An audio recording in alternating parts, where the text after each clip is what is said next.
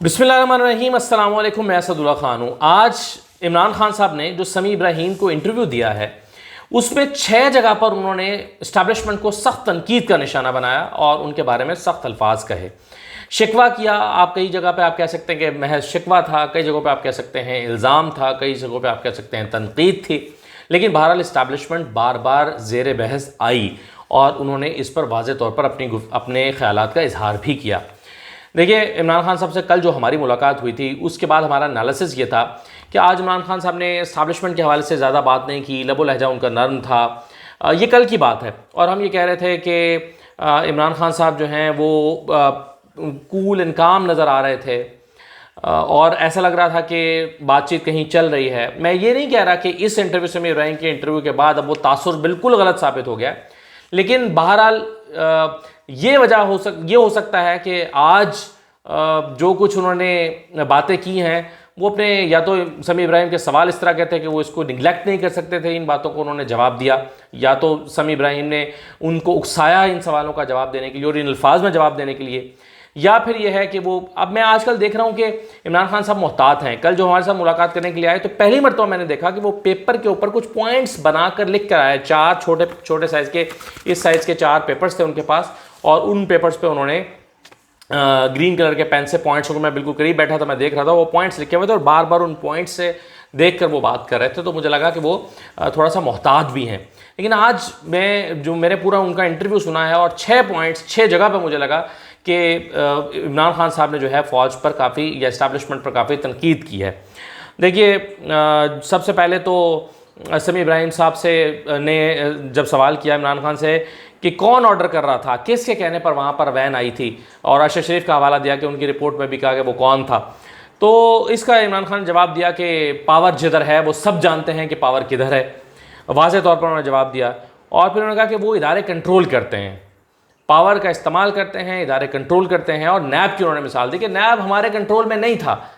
कहने का मतलब ये था कि नैब को इस्टेब्लिशमेंट कंट्रोल कर रही थी, तो नैब उनके कंट्रोल में थी, नैब हमारे कंट्रोल में नहीं था। तो उन्होंने कहा कि इदारे जो हैं सबको पता है कि पावर, तो यानी इस सवाल का जवाब कि वैन वहाँ पर किसने खड़ी की थी, तो उनका इशारा था कि इस्टेब्लिशमेंट की तरफ के जिनके पास पावर है वही ये सब कुछ कर रहे थे। तो वो जो अरशद शरीफ ने सवाल किया कि वो कौन था, तो उसका जवाब जो है इमरान खान ने ये दिया है कि वो था जिसके पास पावर है पाकिस्तान में। दूसरा सवाल उनसे हुआ, दूसरे मौके पर उन्होंने जाके कहा कि पाकिस्तान के लिए चैलेंज ये है, मतलब एक और इस तरह का इस्टेब्लिशमेंट के हवाले सवाल हो तो उन्होंने कहा पाकिस्तान का चैलेंज ये है कि हमें एक ताकतवर फ़ौज की ज़रूरत भी है। यानी हमारे सर्कमस्टांसेस इस तरह के हैं, हमारा हमसाया इस तरह का है, हमारे ख़त्ते के हालात इस किस्म के हैं कि अगर पाकिस्तान में ताकतवर फ़ौज नहीं होगी तो मामला आगे चलेंगे नहीं। तो उन्होंने कहा कि पाकिस्तान में जो है वो ताकतवर फ़ौज पाकिस्तान को चाहिए, ये हमारी ज़रूरत है और अल्लाह की नेमत है कि पाकिस्तान के पास ऐसी ताकतवर फ़ौज है। लेकिन उन्होंने कहा कि बैलेंस ऑफ पावर बड़ा ज़रूरी है, यानी एक तरफ तगड़ी फ़ौज भी हो और दूसरी तरफ ताकतवर हुकूमत भी हो, तो फिर जो है वो मुल्क आगे बढ़ता है। तो उन्होंने कहा कि पाकिस्तान के पास तगड़ी फ़ौज तो है लेकिन ताकतवर हुकूमत नहीं हो पाती।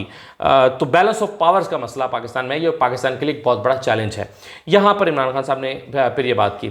मैं नई जगह के नए मसाइल होते हैं, नए घर में शिफ्ट हुआ हूँ अभी, कुछ जो है वो लाइट के इंतज़ामात पूरी तरह से मैनेज, यानी यूपीएस जो है वो शायद मेरा पूरी तरह से काम नहीं कर रहा, तो कुछ अंधेरे में मैं वीडियो कर रहा हूँ। लेकिन मैंने सोचा कि 1 घंटा मुझे फिर इंतज़ार करना पड़ेगा, तो कम लाइट के साथ ही सही वो मैं कर लेता हूँ। लाइट बहरहाल बहुत जा रही है इस्लामाबाद में भी।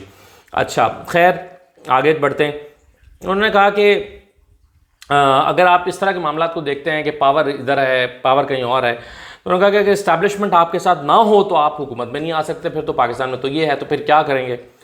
तो उन्होंने फिर इमरान खान साहब ने काफ़ी सख्त बात की। उन्होंने कहा कि देखें, अगर इस्टेब्लिशमेंट इस वक्त सही फैसले नहीं करती तो सबसे पहले फ़ौज तबाह होगी, ये लफ्ज़ उन्होंने इस्तेमाल किए। फिर उन्होंने कहा मुल्क दिवालिया हो जाएगा, और उन्होंने कहा कि फिर पाकिस्तान के 3 टुकड़े हो जाएंगे। और उन्होंने कहा कि ये एजेंडा है दुनिया का, फ़ौज को कमज़ोर करो और मुल्क को दिवालिया करो मुआशी तौर पर, और फिर पाकिस्तान के टुकड़े कर दो।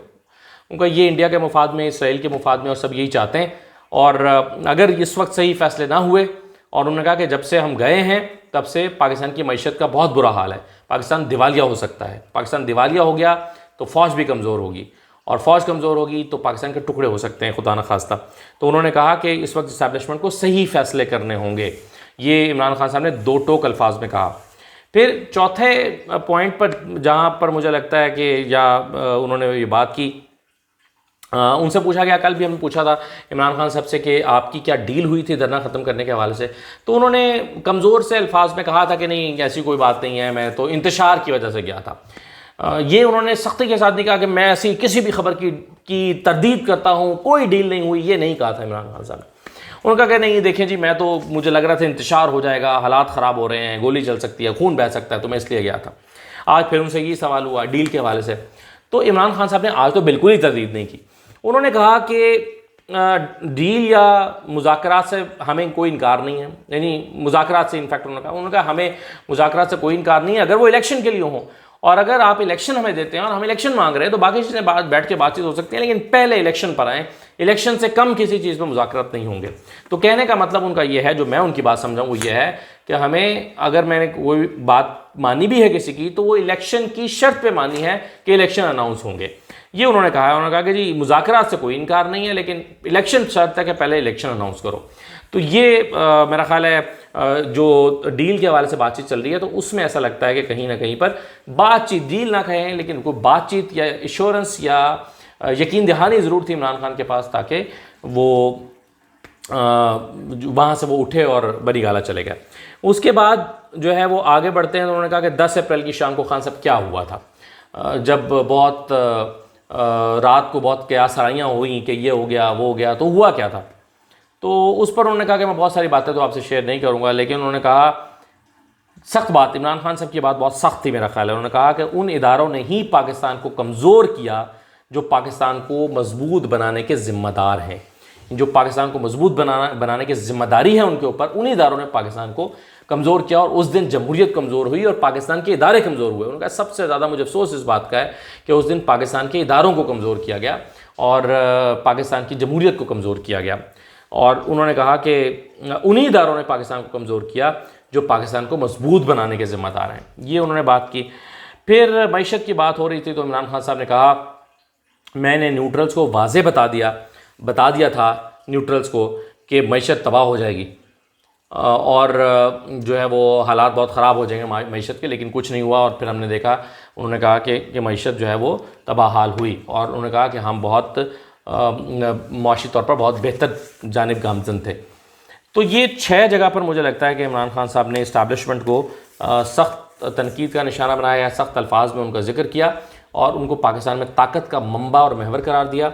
और उन्होंने कहा कि पाकिस्तान में सारे फैसले जो हैं वो इस्टेब्लिशमेंट करती है, और उनके निकाले जाने के पीछे भी इस्टेब्लिशमेंट की तरफ उन्होंने वाज़ेह तौर पर इशारे दिए।